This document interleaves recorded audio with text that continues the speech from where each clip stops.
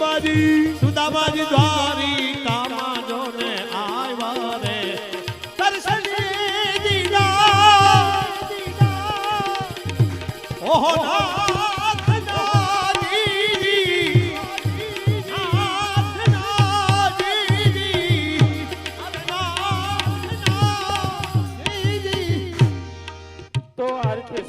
ચરિત્ર આવે છે પછી ભગવાન ને એની પટરાણીઓ એક દિવસ સુંદર વાતો કરે એ બધી કથાઓ આવે છે